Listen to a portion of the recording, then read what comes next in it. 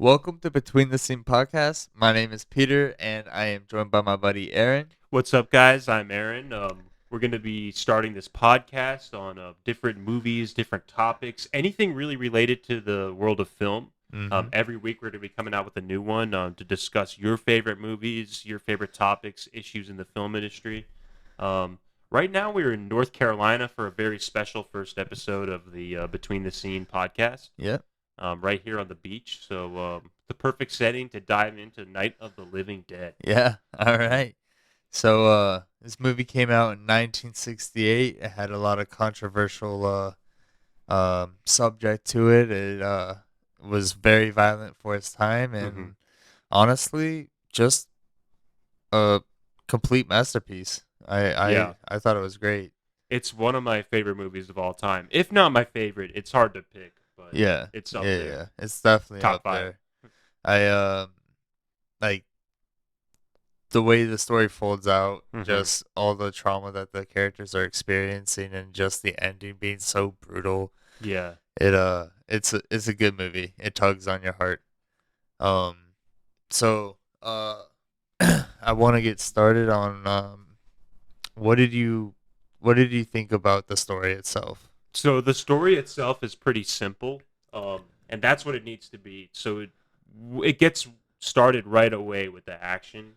So they just the first shot is them driving up to the graveyard, and they're Yep. gonna put a wreath on their father's grave. Yep. And it's the main character Barbara. Well, it's really Dwayne is the main character, but the first character introduced is Barbara and her brother Johnny, Uh and they kind of start fighting and joking around. He's trying to scare her, and the famous lines come out: "We're coming to get you, Barbara." huh.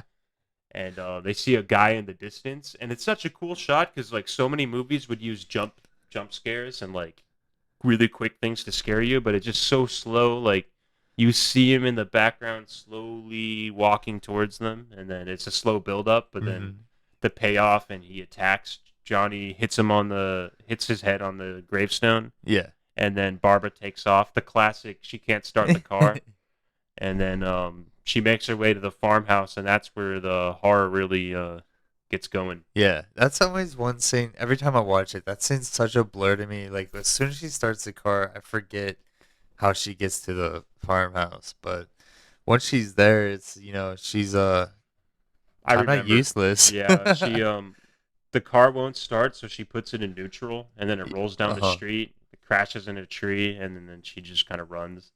And when she gets to the house, it's like all this dark. I always thought that was kind of funny, but it's cool. Like I like it, and it works. Yeah. Yeah, yeah. Because this movie, it was a low budget movie, so Yeah. it's not perfect, but there's so many things it does right that I think it outshines the flaws. Yeah. I wonder what the budget is for the movie. Yeah, I I'm gonna know it look it wasn't up. high because George Romero was working on commercials around Pittsburgh, so a lot of people that were in the movie were people who worked on commercials and stuff like that. They honestly, for the time, they had a pretty surprisingly high budget, 114,000 US dollars. That's pretty high for a low That's budget horror movie pretty in the high. '60s. Yeah. Um. It's still considered an independent Definitely, film. definitely Yeah. independent. It's run and gun shot, like mostly handheld shots. hmm Um, it's got a really gritty feel to it. I like the gritty feel to it, that Yeah, black and white yeah, kind of shaky film. And yeah, there's even some parts where it just cuts yep, and yeah, there's yep, missing frames. yeah, yeah, yeah. It's an imperfect, perfect movie. So do you know the story of why there's no like remastered perfect HD No, remastered version of it? There was a flood in Pittsburgh where they stored the master tapes of it, uh-huh. the original tapes for the film, and they got destroyed with Oh water no, damage. shit. So any copy is just a copy of a copy, basically Oh, now. so they can't remaster it They and could try their best with the cleanest copy they could find, but yeah, even that, it's just the cleanest copy. yeah, It's yeah, not the same as the master. I guess I really don't know how film restoration works, like through and through. So, sure, yeah, yeah, yeah, but that's what I've heard is that if they had access to that original film, they'd be yeah, able to clean it up a lot better yeah, than what yeah. they can now.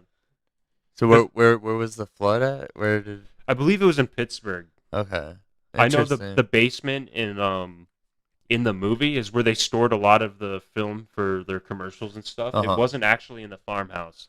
The farmhouse where the scenes where the living room and the Yeah. upstairs were shot had no basement. Where was it shot? Outside of Pittsburgh. Okay, Yeah. it was all shot out The of Pittsburgh. basement scenes may have been in Pittsburgh. Okay. I don't know for sure. I know it was at a different spot, but it was all in Pennsylvania for sure. Okay. The graveyard's right outside Pittsburgh. You could still go to it to this day and line up the shots and see where the gravestones were, like where Johnny's head fell. And Huh. to this day, you could still go there. Interesting. Yeah, it's That's pretty cool. interesting. Shoot. What did you think about how like the zombies were characterized throughout the film? Did you think they were scary enough? Do you think that they played off as zombies? So I like slow moving zombies. Sure. I'm a big fan of how the zombies move in this film and just how they behave. I Yeah. think it's pretty much like the golden standard of what zombie movies should be Uh-huh. and what they copied for the most part going forward. But then you get into movies like 28 Days Later where they're just sprinting as fast as they can, Yeah. like at full speed. I like the slow, like kind of creepy, like there's like disheveled moving Yeah. around like Okay. that. Was always really really cool to me. Yeah. Um, I think I don't like when they use tools and stuff, like when they use clubs to break When things. the zombies use them. Yeah, I mean Yeah. it works, I just but feel like they're not sophisticated enough to do right then where that. does the Yeah. line draw of like how? Because like even from the beginning, like when the zombie can't break into the car, it picks up a rock and Yeah. able to smash Yeah. it. But I mean that's fine. They use like the simplest thing, like either like a club or like something to break something. Yeah. But um, yeah, the I don't think zombies were portrayed much like this up until this point, except for one movie that I want to get into a little bit because I think a lot of people don't know, Hit me. and I'm a big fan of Night of the Living Dead and George A. Romero. But George A. Romero was also a big fan of a lot of movies, and one film that didn't do too well, but I guess he saw it and he really liked it, and it made an impact on him was The Last Man on Earth, starring Vincent Price. Very similar to Night of the Living Dead, Uh-huh. as far as how like you just said, how the zombies were characterized. Yeah. He probably based it a lot on how the mutated people in that movie act. Yeah. They act a lot like zombies. Okay. So you got a lot of inspiration from what was it called? The Last Man on Earth. The only exception is that they can talk a little bit. In the And last, they're like, okay. "Oh, come out of the house!" Like they're like kind of like that. Comical. But the way they shuffle and the way they're all grouped together and they pick up like a club and Yeah. they could do the simplest things, just like The Last Man on Earth. Huh. Very similar. Okay. So anyone who's a huge fan of Night of the Living Dead, I would suggest watch that movie. Although I think Night of the Living Dead is way better. Sure. The Last Man on Earth could be kind of boring and dull. Sure.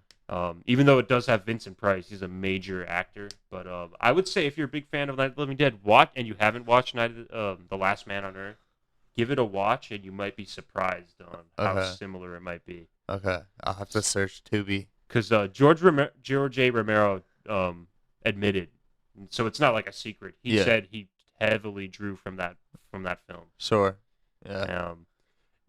Zombie movies before, like actual zombie movies, because technically in The Last Man on Earth it was like a disease that mutated them or whatever, Yeah. but they're basically zombies. But with the word zombie, which I think it's important to note, was never mentioned in Night of the Living Dead. Uh-huh. They Yep. call them undead, living dead, ghouls. Those things. Those things, those ghouls. They never say the word zombie. Yeah.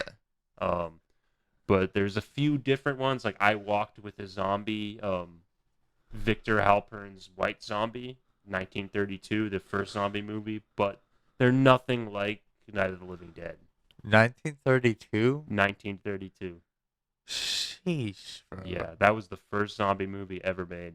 That's ridiculous. Yeah, it was right after the hype of people traveling to Haiti. Yeah. So it was based on a book where a guy documented he saw real zombies, Yeah. like working on the sugar fields. Because before they were like flesh eating, like everyone who dies comes back to life. Uh-huh. The idea of a zombie was more like a witchcraft voodoo type thing, Uh-huh. and it was usually like a witch doctor would bring someone back to life to be their like servant. Huh. Right. So like it That, wasn't like an apocalypse. That idea was not put into fruition, but I think A. Romero took that apocalypse type thing with yeah. the Last Man on Earth Uh-huh. and put the zombies in it and just kind of made the right combination that Yeah. we needed to Yeah, yeah. start that whole genre off. Yeah.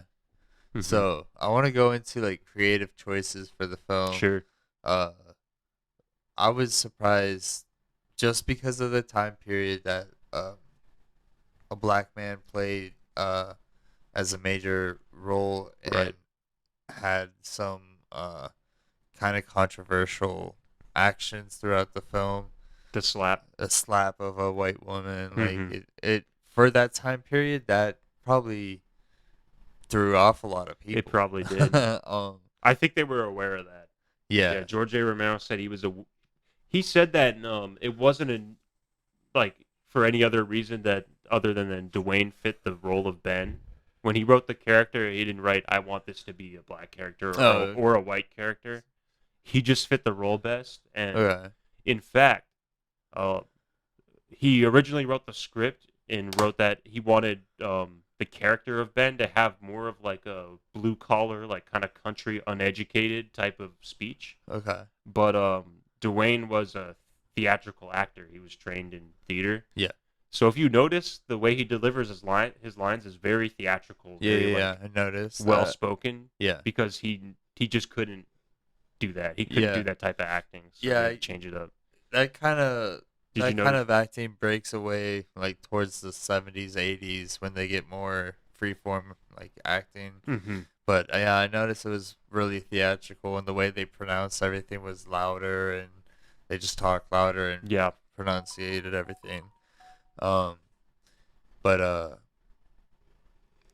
yeah, I just thought it was interesting that he was like, I'm gonna be really controversial with this film. Like, I think that was the first black man to slap a white woman yeah, on screen. that might have Yeah, been like, I'm pretty sure that that is. yeah, yeah, Even in a horror movie, I can't find another example of like a black character that's like the lead of a horror yeah, movie. There yeah. might be one, but I don't Well, in think that so. time period, In that yeah, up until then, that's what I yeah, mean. yeah, So yeah, on top of that, and then with the violence, I know there's a scene where Ben puts a tire iron in the yep, head of a yeah, zombie, and there's some. It's not that bad by today's standards. It's really not that bad, but for 1968, it was pretty yeah. graphic. If I was a kid watching that in 1968, I would poop my pants. So at that point, there was no rating system, Okay, or there was like local things. Like sometimes I think like a certain counties would ban movies if they uh thought huh, it was bad, but it was pretty much up to like local ordinance, and even then it was pretty loose at that time. yeah. So a lot of kids ended up seeing this movie and being really, really scared and It's disturbed. it's awesome. And soon after, that's when they put the rated R. Really, Yeah, really. PG and rated R, and PG-13 didn't come around till the 80s. Do you think that movie really pushed the rating I system think or? so. I don't think it was like the that alone, Uh huh. but I think that and other movies, and that was a big factor. That Sure. they Yeah. won that like the country was like It we was can't a violent movie for that for time. that time. Yeah, it was terrifying for people. Yeah. I would have been scared watching it at that time if What do I'd you never seen anything before like that. What do you think about the transitions from day to night? Do you think they work just Hmm. as they replaced, or do you think they could have made it more smooth?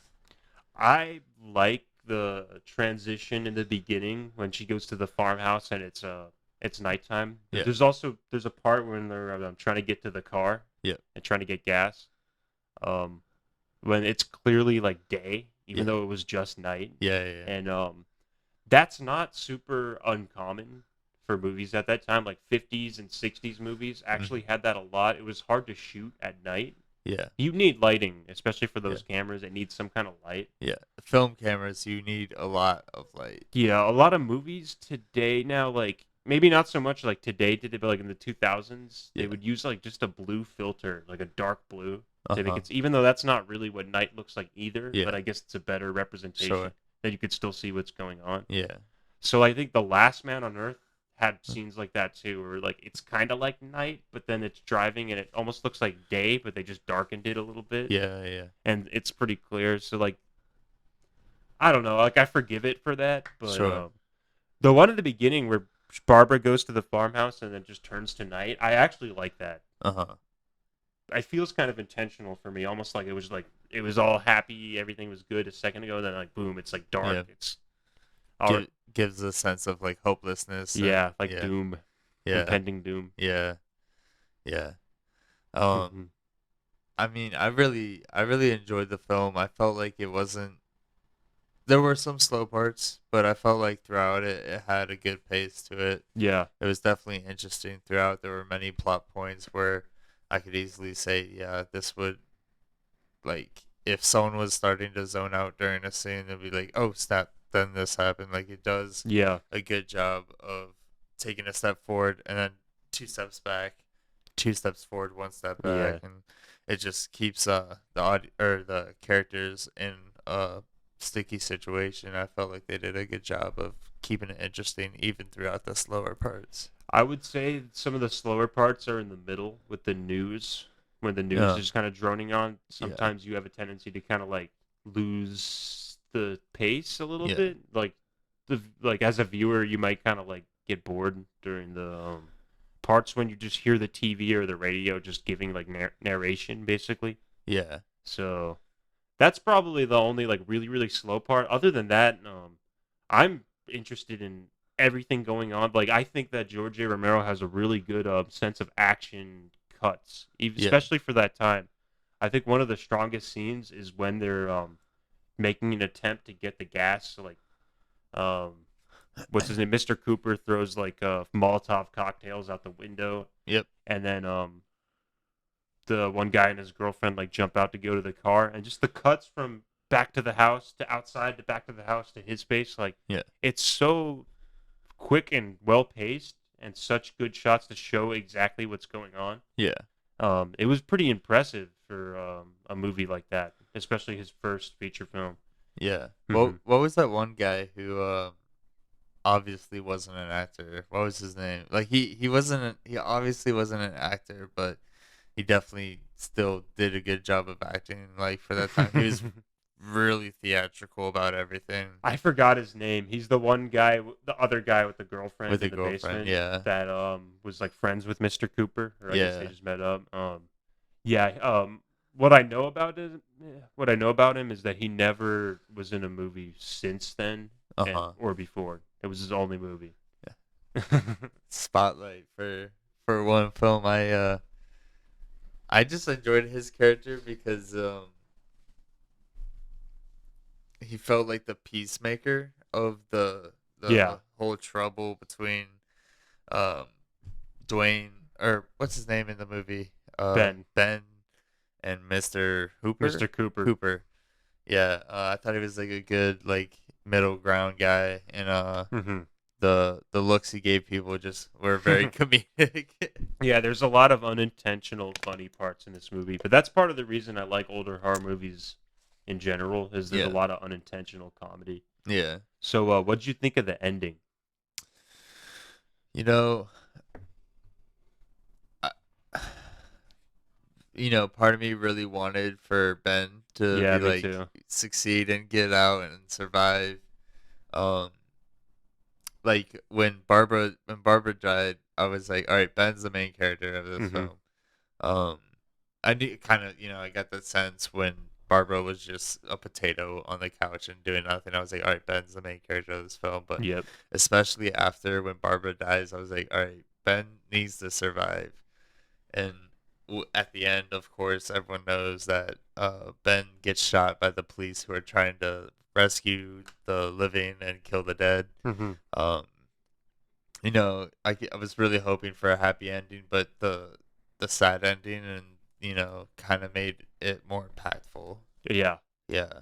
So, did you know that George A. Romero, when he was gonna get this film published, the first publisher offered to take it, but they said you have to change the ending. You have to make it a more upbeat, like Really. Hollywood Mm. ending, and he refused. Yeah. And he wanted Good to for keep him. that. Good So, for him. Yeah, so if he was willing to compromise, we wouldn't have gotten that ending. Yeah, yeah. Yeah, I And think I think you need that I think it impactful. works, although I'm with you that part of me wishes that to see the version where like Ben Yeah, survives, because after that whole night, you really want to see that after he's yeah. been through all that. I think I like the editing and the shot choices Hmm. for the ending. I thought it it was very clear like what was gonna happen as soon as he started leaning into the Hmm. window. I saw it coming my Yeah, first you saw time. it coming, and Yeah. you're like, oh no. But I like the ending. I Hmm. thought it was impactful, and it stuck with me. Yeah. Did you know the first name for the movie, the working title was Night of Anubis? It, it would not have And fit. I think another one was Night of the Comet, because they do make a reference that some like probe was coming back from Venus and exploded in the atmosphere and it put They made radiation. a comment about that. Yeah, Oh on the yeah, they did on news. the news. Yep. But in any of the Night of the Living or of the Dead series, like Dawn of the Dead, Day of the Dead, he made a bunch of zombie movies. They never go back to that Yeah. idea. I never see them return to that. Yeah. Yeah. Wasn't George Romero in like a cameo in the news He or was, yeah. He was interviewing it was like a politician or the president. They had a shot in DC. yeah. I think it's one of the few shots that's outside of Yeah. Pennsylvania, or the Yeah. only ones. Yeah. It's a quick one on the news. They're actually in Washington D.C. and George A. Romero is one of the news interviewers. Yeah. That's cool. I love when Hmm. directors do that. Yeah. Like Quentin Tarantino does that all the time. Well, because this movie was such a passion project with everyone around it, a lot of the people who worked on it were also starring in it, Yeah. either as a zombie or someone else. Yeah. Like the two producers were Barbara's brother, Johnny, was one of the producers. Yeah. The other one, Mr. Cooper, was the Yeah. other producer, and his daughter who got bitten in the She was the movie. producer? No, I'm kidding. No, but she was really his daughter Yeah. in real life, Uh-huh. and she also, little known fact, if you remember, anyone who's seen the movie, if you remember that upstairs, there's a body that Mhm. Barbara sees at first. She gets scared, and Yep. eventually they drag it away. Mhm. That body is the same girl that's downstairs in the basement. He's making use of what he's got to get the most out of it. Yeah. Having actresses, and actors play multiple roles. That's what I call a run and gun type Yeah. shooting. Just whatever can make the film happen, and Hmm. you know, um didn't like you said earlier, you hate how the zombies started bringing up weapons. Didn't you hate when the little girl in the basement like did the whole like psycho with the knife like ching ching ching? I like it. You like I it? like it. It's a little weird though. It was The jarring. sound effect is a Yeah. little weird. Yeah. Probably worked for that time. It's almost like a psychedelic like mouse. It's like echoing. Yeah. Um, I like it. I don't know now Sure. because I love the movie so much. I couldn't see it any other way. Okay. But I do like how she comes back and kills the mom. Yeah. Yeah. Yeah. Mm-hmm. Yeah. Um. Because that was the first, like, in every zombie movie, they have that guy who got bitten, Yeah. and they got to worry about him, and he comes back and ruins everything. Like, that was the first one, I Yeah. think. Yeah. Any other Yeah. movie. Yeah. Sheesh. Night of the Living Dead, 1968. I think Masterpiece. masterpiece. I think I wouldn't change a single thing about it. You wouldn't change anything? I don't think so. Maybe the end. I'm curious to see an end where Ben survives. If I were to change anything, that it might be how it ends, how it plays out. I wouldn't change a single thing, but That's that's fair. just me. That's fair. Um. Well, alrighty, guys. If you enjoyed today's episode, it is our very first episode, and you know, we just talk about cinema. Once a Hmm. week, we'll be uploading all about drama, bloopers, sneak peeks, trailers, movies, anything cinema related. So if you're a fan of cinema, Yeah. leave us a like, leave us a comment of what you want to see next. Yeah, remember to subscribe and Yep, hit the bell notification so you're notified every time we upload and you don't miss anything. absolutely. Hmm. Alrighty, guys, this is Between the Scenes. My name is Peter, My and name's Aaron. we're signing off. Peace out, guys.